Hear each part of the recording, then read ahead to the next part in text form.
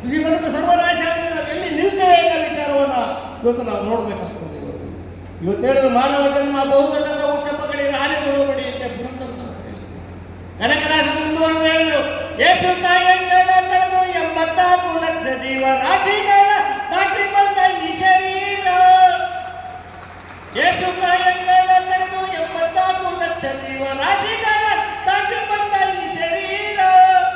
ತಾನಲ್ಲ ತನ್ನದಲ್ಲ, ತಾನಲ್ಲ ತನ್ನದಲ್ಲ, ಆಸೆ ತರವಲ್ಲ, ಮುಂದೆ ಬಾಹುದಲ್ಲ. ದಾಸನಾಗು ವಿಶೇಷನಾಗು, ದಾಸನಾಗು ಭವಪಾಶನಿಗೂ. ನಾವೆಲ್ಲ ನಮ್ಮ ನಮ್ಮ ಕಾರ್ಯಕ್ಷೇತ್ರದಲ್ಲಿ ಕಾಯ ವಾಚ ಮನಸ ನಿಷ್ಠೆ ಪ್ರಾಮಾಣಿಕತೆಯಿಂದ ನಮ್ಮ ನಮ್ಮ ಕೆಲಸಗಳನ್ನು ನಾವು ಮಾಡಿದರೆ ಉತ್ತಮವಾದ ಸಮಾಜವನ್ನು ದಾಸಾನುದಾಸರಾಗಿ ಕೆಲಸ ಮಾಡಿದರೆ ಉತ್ತಮವಾದ ಸಮಾಜವನ್ನು ಕಟ್ಟಕ್ಕಾಗೋದಿಲ್ಲ, ಸ್ವಾಸ್ಥ್ಯ ಸಮಾಜವನ್ನು ಕಟ್ಟಕ್ಕಾಗೋದಿಲ್ಲ ಅನ್ನೋ ಪ್ರಶ್ನೆಯಿಂದ ಒಂದು ದಾಸರು ಹೇಳ್ತಾರೆ. ಆ ದಾಸ ಸಾಹಿತ್ಯದ ಅಡಿಯಲ್ಲಿ, ವಚನ ಸಾಹಿತ್ಯದ ಅಡಿಯಲ್ಲಿ, ಜಾನಪದ ಸಾಹಿತ್ಯದ ಅಡಿಯಲ್ಲಿ, ತತ್ವಪದಗಳ ಆಧಾರದಲ್ಲಿ ಈ ನಾಡು ಕಟ್ಟತಕ್ಕಂಥ ಹಿರಿಯರು ವೇದಿಕೆ ಮೇಲೆ ಕೂತಿದ್ದಾರೆ. ಇವತ್ತು ಆಗಬೇಕಾಗಿದೆ ವಾಣಿ ಮಂಕುತಿಮ್ಮನ ಕಗ್ಗ, ಭಗವದ್ಗೀತೆಯನ್ನು ಮೀರಿಸ್ತಕ್ಕಂತಹ ಮಂಕುತಿಮ್ಮನ ಕಗ್ಗದ ಪ್ರಕಾರ, ಡಿ.ವಿ. ಗುಂಡಪ್ಪನವರಂತಹ ಮಾತುಗಳ ಪ್ರಕಾರ ಇವತ್ತು ನಾಡು ನುಡಿಯ ರಕ್ಷಣೆಯನ್ನು ನಾವು ಮಾಡಬೇಕಾಗ್ತದೆ. ಇವತ್ತು ಬಹಳ ಸಮಯ ಆಗಿದೆ, ಹಾಗಾಗಿ ನಾನು ಕಡೆಯದಾಗಿ ಒಂದು ಹೇಳಿ ಮುಗಿಸ್ತೇನೆ. ನಮ್ಮ ಗುರಿ ಹಿರಿಯರು ಇವತ್ತು ವಾಲ್ಮೀಕಿ ರಾಮಾಯಣ ದರ್ಶನ ಕುವೆಂಪು ಬರ್ತಿದ್ರು. ನಮಗೆ 4ನೇ ಕ್ಲಾಸಲ್ಲಿ ವಾಲ್ಮೀಕಿ ರಾಮಾಯಣ ಹಳಗನ್ನಡದಲ್ಲಿ ಕಲಿಸಿದ್ರು. 4ನೇ 50 ವರ್ಷದ ಹಿಂದೆ ನಾನು ಓದಿದ್ದೆ. ಇಲ್ಲಿರ್ತಕ್ಕಂಥ ಅನೇಕರು ಹಿರಿಯರು ಓದಿದ್ದರು. ನಾವು ಕ್ವಾಲಿಟಿ ಆಫ್ ಎಜುಕೇಷನ್ ಬಗ್ಗೆ ಮಾತಾಡ್ತೀವಿ. ಕ್ವಾಲಿಟಿ ಆಫ್ ಎಜುಕೇಷನ್ ನಾನು ಹೇಳಿದೆ, NEP SEP ಅದು ಬೇರೆ ವಿಚಾರ, ತರ್ಕ ಮಾಡೋಣ. ಆದರೆ ಉತ್ತಮವಾದ ಕಾಲೇಜುಗಳನ್ನು ಕೊಡಿ, ಉತ್ತಮವಾದ ಕಟ್ಟಡಗಳನ್ನು ಕೊಡಿ, ಉತ್ತಮವಾದ ಶೌಚಾಲಯವನ್ನು ಕೊಡಿ, ಉತ್ತಮವಾದ ಕುಡಿಯ ನೀರಿನ ವ್ಯವಸ್ಥೆ ಮಾಡಿ, ಉತ್ತಮವಾದ ಪಠ್ಯಪುಸ್ತಕಗಳನ್ನು, ಉತ್ತಮವಾದ ಶಿಕ್ಷಕರನ್ನು ಕೊಡಿ. ಆಮೇಲೆ ಬೈ ನೇಮ್ ಏನು ಬೇಕಾದ್ರೂ ಕರೀರಿ. By keeping A name NEP SEP we cannot achieve the thing, we cannot achieve the goal, we cannot achieve the quality of education.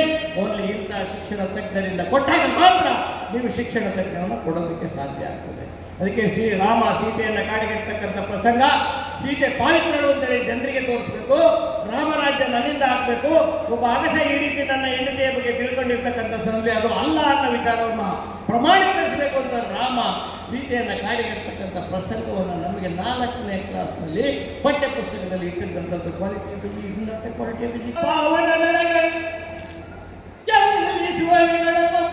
ಅಗ್ನಿಹೋತ್ರದ ಕುಟೀರಂಗಲ್ ಅಲ್ಲಿ ಒಯ್ಯದೆ ದಾರುಣ ಕಟ್ಟಡವಿಲ್ಲಿಗೆ ಕೈ ತಂದೆ ಸೌಮಿತ್ರಿ ಏಳೆಂದು ಜಾನಕಿ ಸುರಿದಳು. ದೇವಿ ನಿನಗಿನ್ನದ ಬೇಡುವುದಿಲ್ಲ ಪವಾದ ಮಾವರಿಸಿ ನಿನ್ನದಲ್ಲದ ಆರು ಕುಟುಂಬ ಹಂಸಿ ಮರೆಸಿ ಬಿಟ್ಟು ಕಾಂತಾರಕ್ಕೆ ಕಲಿಯುವ ಎಂದೆನೆಗೆ ನೇಮಿಸಿದೊಡೆ. ಆ ವಿಭುವಿನಾಜ್ಞೆಯನ್ನು ಮೀರಲರಿಯದೆ ನಿನ್ನಲ್ಲಿ ಒಳಗೊಂಡು ಬಂದೆ. ಇನ್ನು ಅವಲ್ಲಿ ಹೋಗಿ ಲಕ್ಷ್ಮಣ ಬಾಷ್ಪಲೋಚನಾದನು. ಬಿರುಗಾಳಿ ಪಡೆಯಲಿಕ್ಕೆ ಕಂಪಿಸಿ ಫಲಿತ ಕದಲಿ ಮುರಿದುಳ ಕೊರಗುವಂತೆ ಲಕ್ಷ್ಮಣನ ಮಾತು ಕಿವಿದನೆಗೆ ಬೀಳದ ಮುನ್ನ ಅಮ್ಮಯಿಸಿ ಬಿದ್ದಳಂಗನೆ ದರೆಗೆ ನಡುನಡುಗುತ್ತೆ. ಬಳಿಕ ಸೌಮಿತ್ರಿ ಸೆರಗಿಂದ ಬೀಸಿ ತಣ್ಣೀರಿನರಿದು ರಾಮನ ಸೇವೆ ಸಂದುದೇ ತರಗೆಂದು. ನಮ್ಮ ಕನ್ನಡ ಪಂಡಿತರು ನನಗೆ 4ನೇ ಕ್ಲಾಸಲ್ಲಿ ಕಲಿಸಿದ್ದಾರೆ. ಇವತ್ತು ಅದೇ ಪಠ್ಯ ಪುಸ್ತಕವನ್ನು ನೀವು ಡಿಗ್ರಿ ಇಟ್ಟಿದ್ದೀರಿ. ಇವತ್ತು where lies quality of education. ಹಾಗಾಗಿ ಒಂದು ಕಡೆ ಇವತ್ತು ಇಂಥ ನುಡಿ ಹಬ್ಬಗಳನ್ನು ಆಚರಿಸ್ತಾ ಇರ್ತಕ್ಕಂಥ ಸಂದರ್ಭದಲ್ಲಿ ದಯಮಾಡಿ ವೇದಿಕೆ ಮೇಲೆ ಗಣ್ಯರು ಕ್ಷಮಿಸಬೇಕು.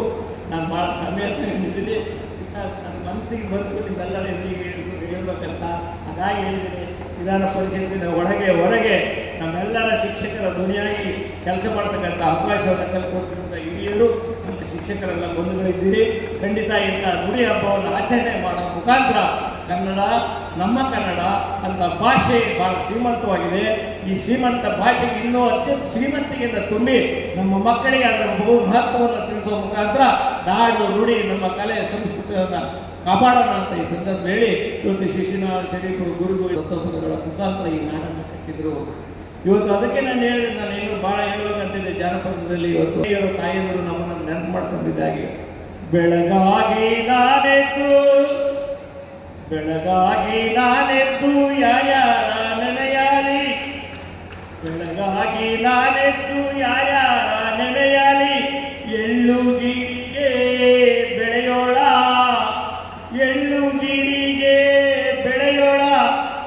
ಭೂತಾಯಿನ ಎದ್ದೊಂದು ಗಳಿಗೆ ನೆನೆದೇನು, ಎದ್ದೊಂದು ಗಳಿಗೆ ನೆನೆದೇನು.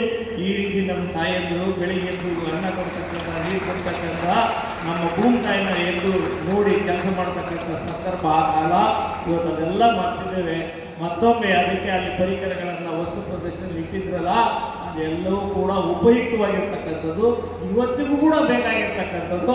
ಅಂಥದ್ದನ್ನು ಚಿತ್ರ ನೋಡೋ ಮುಖಾಂತರ ನಮ್ಮ ಮಕ್ಕಳಿಗೆ ಇವತ್ತು ಅದನ್ನು ಆನಂದವನ್ನು ಅನುಭವಿಸ್ತಾ ಇದ್ದಾರೆ.